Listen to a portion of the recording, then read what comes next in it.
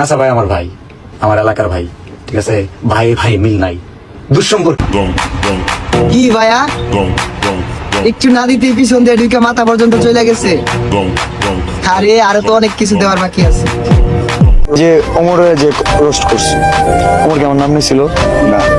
আর আমি কোনো content creator আমার পোলাপানকে বলছি যে ওমরের নিয়ে কিছু বলতে। ভোদাই হতে চাইলে আমি বানাবো, পাবলিককে ভোদাই বানানোর এই উপায় পুরো দুনিয়াকে জানাবো। পাবলিক ঠিকই আমাকে বিশ্বাস করবে, ভাববে আমি থেকে যাব, কিন্তু না, তাদের পুং মারা শেষ হয়ে গেলে ঠিকই আমি পালাবো। Hello guys, welcome back to my YouTube channel. আমি আপনাদের সাথে আছি হাসান ভাই। তো আজকের ভিডিওটি হতে চলেছে অনেক ইন্টারেস্টিং। তোমরা হয়তো ভিডিওর থাম্বনেল দেখে বুঝে গেছো আজকের ভিডিও কাদের নিয়ে হতে চলছে। আজকের ভিডিওটি হচ্ছে থরস of Bilal, Umar on fire এবং নাসা ভাইদের নিয়ে। তো থরস অফ বিল্লাল লাইভে এসে উমরের কাছে কি ক্ষমা চাইলো, পুরো ভিডিওটা না টেনে দেখতে থাকো। আর ভিডিওতে একটি লাইক এবং চ্যানেলটি সাবস্ক্রাইব করে দিও অবশ্যই, আর কমেন্টে তোমাদের মতামত জানিয়ে দিও। তো চলো শুরু করা যাক ভিডিওটা। যে ওমরের যে রোস্ট করছে, ওমর কি আমার নাম নিয়েছিল না? আর আমি কোনো কন্টেন্ট ক্রিয়েটর আমার পোলাপানকে বলছি যে ওমরের নিয়ে কিছু বলতে না। বিশেষ করে আমার শিষ্যদের বলতেছি, কারো লোকে ঝগড়া মগড়া বাজাইলে, ঠিক আছে, মাইরেও যদি দেয় আমি ফিরেও দেখবো। থরস অফ বিল্লাল তার শিশুদের বলল, তোমরা যদি গ্যাম জ্যাম করে মার খেলে তাহলে আমার কিন্তু কিচ্ছু করার নাই। তো চলেন এবার দেখে আসি থরস অফ বিল্লালকে নিয়ে নাসা ভাই কি বলে। পারবে কিনা জানি আমি, তো স্বপ্ন আমার একটাই, এই ট্রেন্ড কাজে লাগিয়ে হাজার হাজার পিস তাবিজ বিক্রি করতে চাই। ভালোবাসে বিয়ে করেছে কয়জন, সবই তো খাওয়া দেওয়ার গর্জন। আমি পারবো কিনা জানি না, তবে স্বপ্ন আমার একটাই, আমি বতমারা একজন কন্টেন্ট ক্রিয়েটর হতে চাই। ওকে, উনি তো চুপবি। কিরে কি কইলি?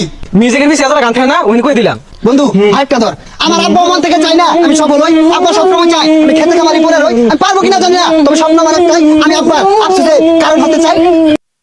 নাসা ভাই এভাবে থরস অফ বিল্লালকে নিয়ে রোস্ট করাতে থরস অফ বিল্লাল লাইভে এসে নাসা ভাইকে কি বলে চলেন সেটা এবার দেখে আসি।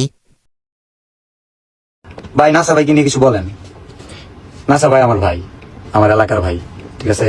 ভাই ভাই মিল নাই, দুঃসম্পর্কের মানুষরাই যদি হয় আপন, শেষ বিদায় কেউ থাকবে না, তোমার নিজের ভাই করবে তোমায় দাফন। আমি মারা গেলে নাসা আমার জানা যায় আবু, এটা আমি জানি। নাসা মারা গেল আমি জানাজার যাম, তো এই নাসার চাপটা আলাদা। আর যে প্রতিহিংসা বা জেলাসি, এটা একটা টাইম থাকে, এটা সংখ্যাগরিষ্ঠ মানুষদের আছে, থাকতেই পারে। যেহেতু এটা ইয়াং জেনারেশন, তাই একটু রেশারেশি থাকবে, এটাই স্বাভাবিক। বিল্লালের বর্তমান অবস্থা খুব ভয়ঙ্কর, তাই সে পাগলের মতো লিচু গাছের পাতা বিক্রি করা শুরু করছে। থরস অফ বিল্লাল আজকে থেকে এই লেচু গাছের পাতা বিক্রি করবে। প্রতি পাতা যে কিনে নেবে, এটা কোনো নির্দিষ্ট দাম নাই, একদম হচ্ছে সবুজ গাছের পাতা বিক্রি। লেচু গাছের পাতা একটা পাতা বিক্রি করে দিল 1000 টাকা। উমরের নতুন ভিডিওতে থরস অফ বিল্লালকে কিভাবে রোস্ট করে চলেন এবার সেই ভিডিওটি আমরা দেখে আসি। আমি কথা দিয়ে কথা রেখেছি, শয়তান আসেনি তো ফিরে। আমি শয়তান তাড়ানো গল্প লিখেছি আমার সারাটি জীবন ধরে। আমি অন্ধকারে মোমবাতি জ্বালিয়েছি, তবুও পাইনি ভূতের খোঁজ।